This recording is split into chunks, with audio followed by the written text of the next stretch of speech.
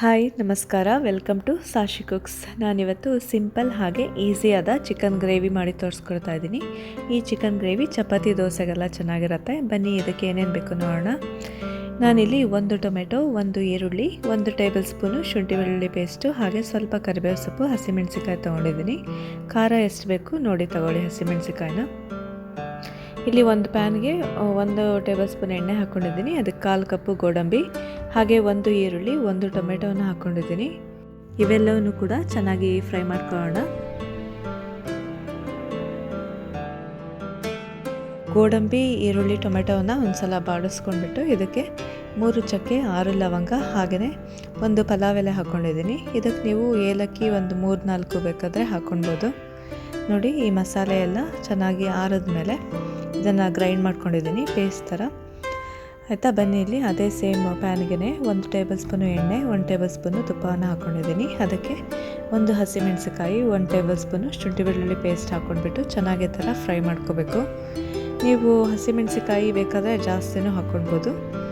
ಹಾಗೆಯೇ ಅದಕ್ಕೆ ಕರಿಬೇವು ಸೊಪ್ಪನ್ನು ಕೂಡ ಹಾಕ್ಕೊಂಡಿದ್ದೀನಿ. ನೋಡಿ, ಇವೆಲ್ಲವನ್ನೂ ಕೂಡ ಚೆನ್ನಾಗಿ ಬಾಡಿಸ್ಕೊಂಡ್ಮೇಲೆ ಇದಕ್ಕೆ 1 ಈರುಳ್ಳಿಯನ್ನು ಹಾಕ್ಕೊಂಡಿದ್ದೀನಿ. ಆಯಿತಾ, ಈರುಳ್ಳಿ ಕೂಡ ಚೆನ್ನಾಗಿ ಫ್ರೈ ಆದಮೇಲೆ ಇದಕ್ಕೆ 1 kg ಚಿಕನನ್ನು ಆ್ಯಡ್ ಮಾಡ್ಕೊಂಡಿದ್ದೀನಿ. ಅದಕ್ಕೆ ಅರ್ಧ ಟೀ ಸ್ಪೂನು ಅರಿಶಿನ ಪುಡಿ, ಹಾಗೆ 1 ಟೀ ಸ್ಪೂನು ಉಪ್ಪನ್ನು ಹಾಕ್ಕೊಂಡಿದ್ದೀನಿ. ದೊಡ್ಡ ಉಪ್ಪನ್ನು ಯೂಸ್ ಮಾಡಿ. ಈ ಅರಿಶಿನ ಮತ್ತು ಉಪ್ಪಿನ ಜೊತೆ ಚಿಕನನ್ನು ಚೆನ್ನಾಗಿ ಬೆರೆಸ್ಕೊಂಡಾದ್ಮೇಲೆ ಇದಕ್ಕೆ 1 ಟೇಬಲ್ ಸ್ಪೂನು ಖಾರದ ಪುಡಿ, 1.5 ಟೇಬಲ್ ಸ್ಪೂನು ಧನಿಯಾ ಪುಡಿಯನ್ನು ಹಾಕ್ಕೊಳ್ತಾ ಇದ್ದೀನಿ. ಆಯಿತಾ, ಇವೆಲ್ಲವನ್ನೂ ಕೂಡ ಚೆನ್ನಾಗಿ ಮಿಕ್ಸ್ ಮಾಡ್ಕೊಳ್ಳೋಣ.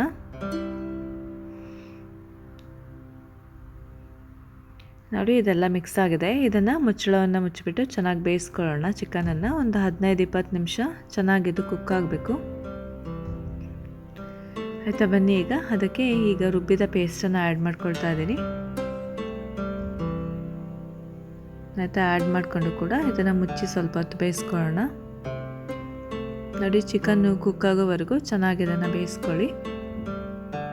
ಇದು ಚಿಕನ್ ಗ್ರೇವಿನ ದೋಸೆ, ಚಪಾತಿ, ಹಾಗೆ ಪ್ಲೇನ್ ರೈಸಿಗೆಲ್ಲ ಯೂಸ್ ಮಾಡ್ಕೋಬೋದು. ಹಾಗೆ ಇದಕ್ಕೆ 1 ಟೇಬಲ್ ಸ್ಪೂನು ಕಸೂರಿ ಮೇಥಿಯನ್ನು ಆ್ಯಡ್ ಮಾಡ್ಕೊಳ್ತಾ ಇದ್ದೀನಿ. ಕಸೂರಿ ಮೇಥಿ ಬದಲೇ ಕೊತ್ತಂಬರಿ ಸೊಪ್ಪನ್ನು ಕೂಡ ಯೂಸ್ ಮಾಡ್ಕೋಬೋದು. ಆಯಿತಾ, ಅದು ನೋಡಿ, ಈಗ ಚಿಕನ್ ಆಲ್ಮೋಸ್ಟ್ ಕುಕ್ ಆಗಿದೆ. ಆಯಿತಾ, ಇನ್ನೊಂದು 10 ನಿಮಿಷ ಇದನ್ನು ಬೇಯಿಸ್ಕೊಳ್ಳೋಣ. ಓಕೆ, ನೀವು ಕೂಡ ಈ ರೀತಿ ಸಿಂಪಲ್ ಹಾಗೆ ಡಿಲಿಷಿಯಸ್ ಆದ ಚಿಕನ್ ಗ್ರೇವಿನ ಮಾಡಿ ನೋಡಿ. ಆಯಿತಾ, ತುಂಬ ಚೆನ್ನಾಗಿರುತ್ತೆ. ಖಾರವನ್ನೆಲ್ಲ ನೀವು ಅಡ್ಜಸ್ಟ್ ಮಾಡ್ಕೊಳ್ಳಿ. ಖಾರ ನಿಮಗೆ ಜಾಸ್ತಿ ಬೇಕಂದರೆ ಹಸಿಮೆಣಸಿಕಾಯಿನ ಒಂದು 3-4 ಆದರೂ ತೊಗೊಳ್ಬೇಕಾಗತ್ತೆ. ಬನ್ನಿ, ಈಗ ಚಿಕನ್ ಗ್ರೇವಿ ರೆಡಿ ಆಗಿದೆ. ಇದನ್ನು ಬೌಲ್ನಲ್ಲಿ ಸರ್ವ್ ಮಾಡ್ಕೊಳ್ತಾ ಇದ್ದೀನಿ. ನೀವು ಕೂಡ ಮನೆಯಲ್ಲಿ ಟ್ರೈ ಮಾಡಿ ನೋಡಿ, ತುಂಬ ಚೆನ್ನಾಗಿರುತ್ತೆ. Thanks for watching.